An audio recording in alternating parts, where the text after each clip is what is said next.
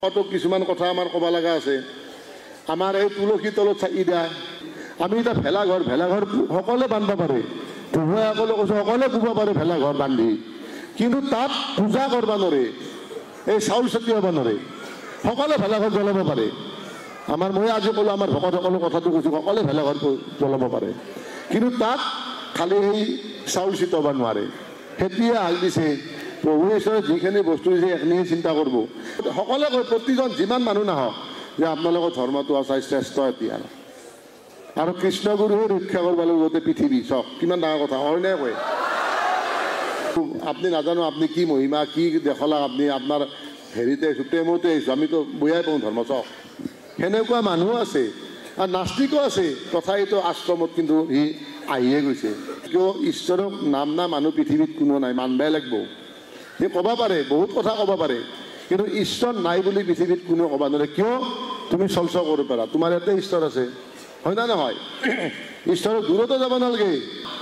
হা, তেৰা চাই তুষ্পে যো পহুবন মে বাস, কস্তুৰিকা মীৰক যো ফিৰ ফিৰ ঢুণ্ডে ঘাস। তোমাৰ ঈশ্বৰ তোমাতে সমাহিত হৈ আছে। যেনেকৈ ফুলত সুগ্ৰাণ সন্নিৱিষ্ট হৈ থাকে, নাভিত কস্তুৰি থকা মৃগটোৱে কস্তুৰি বিচাৰি বাহিৰত হাবাথুৰি খায়। আমাৰো সেনেকুৱা হৈছে, বাহিৰত হাবাথুৰি খাইছি। ঈশ্বৰ দূৰত যাব লাগে, ইয়াতে আছে, আছেনে নাই? প্ৰত্যেকজন ভকতৰ হৃদয়ত ঈশ্বৰ আছেনে নাই? হা, ঐ আত্মত বিচাৰি চোৱা, ঐ আত্মৰ ভিতৰে আছে নিজ গুৰু, চিনি জানি হেৱা ও কৰায়া কি নিজ গুৰু, আত্মত বিচাৰি চোৱা। আত্ম মানে দেহৰ ভিতৰতে ঈশ্বৰ আছে। খালি প্ৰভু ঈশ্বৰে কৈছে, মই যিটো নাম দিছোঁ তোহাক, এই নামটো হয় নে নহয়, ঘৰখন কৰ। তেতিয়া সুপ্ত আত্মা কি হ'ব? ঘৰখন কৰাৰ লগে লগে সুপ্ত আত্মা জাগ্ৰত হ'ব। আৰু মানুহটো চাব, নাম যিমান হয় সিমানে মানুহজনৰ শক্তিটো বাঢ়ি আহে। বহুত শক্তি নামৰ, কৃষ্ণগুৰু নামৰ শক্তি এনেকুৱা, মানে গম পোৱা নাই হয়তো ভকত আমাৰ ভকতেও গম নাপায় নামৰ কিমান মহিমা। গতিকে আপোনালোক কৈছোঁ, এই নাম নেৰিবা নেৰিবা নেৰিবা, প্ৰাণ থাকে মানে। সকলোৱে কৈছোঁ, নাম কৃষ্ণগুৰু নাম প্ৰাণ থাকে মানে নেৰিবা নেৰিবা নেৰিবা। এই নাম সদায়, কাৰণ মৃত্যুৰ সময়তো নাম নেৰিব পাৰে আপোনাৰ, মই কৰিলোঁ আজি। কিন্তু সেইকাৰণে অভ্যাসটো লাগে। মই আমাৰ উদাহৰণ দিওঁ আপোনাক, মই নাম নকওঁ, প্ৰভুৰ লগত থকা মানুহ, প্ৰভু ঈশ্বৰৰ লগত থকা এনেকৈ সদায় থাকে, কিন্তু মৃত্যুৰ বেলাত তেওঁৰ নাম মুখত নাহিল। প্ৰভুৰ লগত খাওঁতে খোৱাতে প্ৰভুৰ লগতে থাকে। প্ৰভু মাতি আনে, ভাত খাবা, এই ৰ ভাত খাওক ৰ, এই আহি আছে, মই অলপ ৰখি আছোঁ। প্ৰভু ৰখি দিয়ে, তথাপি তাহো নাখালৈ ভাত নাখায়।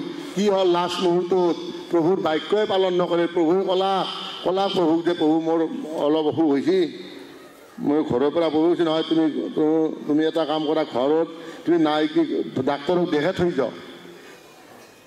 প্ৰভুৰ কথাই নুশুনে। প্ৰভুক ক'লে, প্ৰভু ঘৰৰ পৰা আহি লওঁ। চাওকচোন, এটা কথা মনত ৰাখোঁ, গুৰুই যিটো কয় আখৰে আখৰে পালন কৰিব, কিন্তু নহ'লে বিপদ, মহা বিপদ হ'ব। প্ৰভু ঈশ্বৰে ক'লা তুমি ডাক্তৰক দেখুৱাই থৈ ঘৰত যোৱা। প্ৰভু উল্টাই হ'ল নহয়, প্ৰভু মই ঘৰৰ পৰা আহি দেখাম।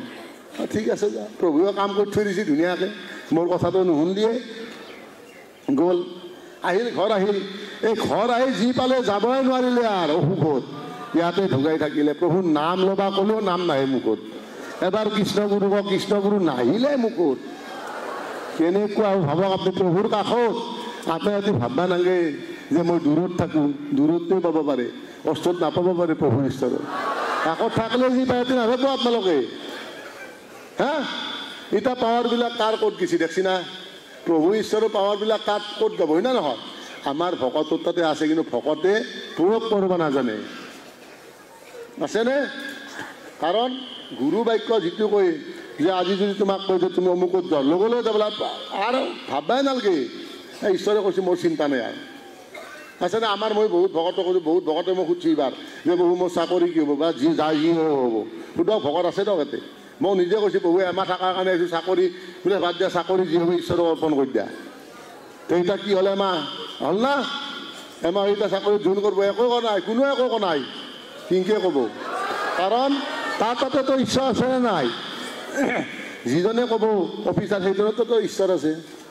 হে, গতিকে আজি এমাহ ইমান কষ্ট কৰি গোটেই ভকতখিনি, মই কৈছোঁৱে ভকতৰ সমান প্ৰাণ নাই বুলি কৈছে, যে ভকতে মহাপ্ৰাণ, গুৰুৰ মহাপ্ৰাণ হ'ল ভকত। গতিকে এনেহেন ভকত আজি চাওক ইমান ভকত হৈছে। গোটেই ভকতক মোৰ এটাই মোৰ বাক্য কম, কাৰণ নাম সকলে নাম লয় নে 1 ঘণ্টাকে প্ৰত্যেকে? ৰাতিপুৱা সদায় 1 ঘণ্টাকে নাম ল'ব লাগে। আমাৰ সময় পাওঁ নাপৰ কথা নাই, সময় পাবই। চিৰিয়েল চাব সময় পায় না? চিৰিয়েলটো বাপে এৰি নেদিয়ে কায়ো। আৰু আজিকালি কিবা এটা হৈছে নহয়, ৰাতি 10:30 বজাৰ পৰা দিয়ে। কি হে, বিগ বাজাৰ লাগছে কি বিগ বস নেৰে কায়ো। টাইম পায় কিন্তু নাম ল'বা টাইম নাপায়। চিৰিয়েলখন টাইমত চাইনে? আইসকলতো প্ৰিয় চিৰিয়েল, নহ'লে ভাতো লাগে, ভাতে নাখায়। হ'ব ৰ পিছত খাম কয়নে?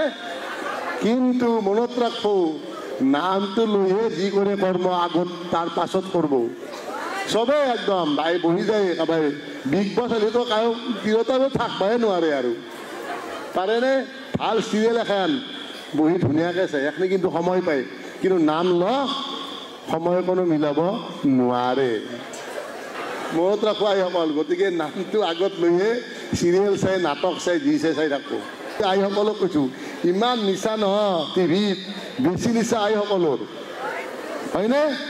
আমিও চাওঁ দেখছোঁ মাজে মাজে, কিন্তু এই নাচাওঁ, হয়নে নহয়? গতিকে নামটো আগত ল'ব, লৈ বাকী যি কৰ্ম কৰে কৰিব।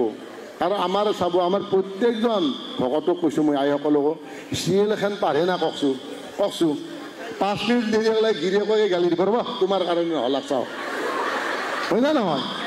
আপোনাৰ কাৰণে নহ'লাক চাওক, হয়নে নহয়? প্ৰত্যেকৰে আছে চাওক, চবেই সঁচা কথা কৈছে, হয়নে নহয়? গিৰিয়েকে গালি দিব, আপোনাৰ কাৰণে আজি মোৰ চিৰিয়েলখন চোৱা নহ'লাক।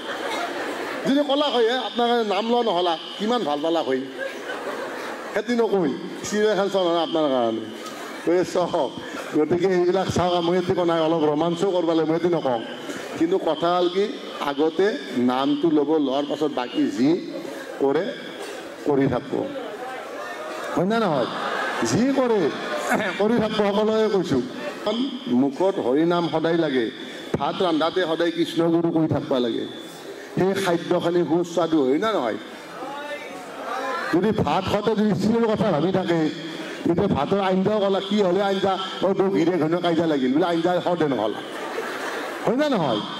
গতিকে নাম লৈ ভাত ৰান্ধাতেও জয় কৃষ্ণগুৰুক চিন্তা কৰি, প্ৰভুক চিন্তা কৰি ভাতটোৰ আঞ্জাও লাগি থাকিব এনেকৈ। আৰু নহ'লে বা দ হ'লে দত লাগিলেতো হৈছে আৰু, হয় না নহয়? গতিকে সাৱধান, চব বস্তুতে সাৱধান, কিন্তু আগত নামটো আগতে ল'ব।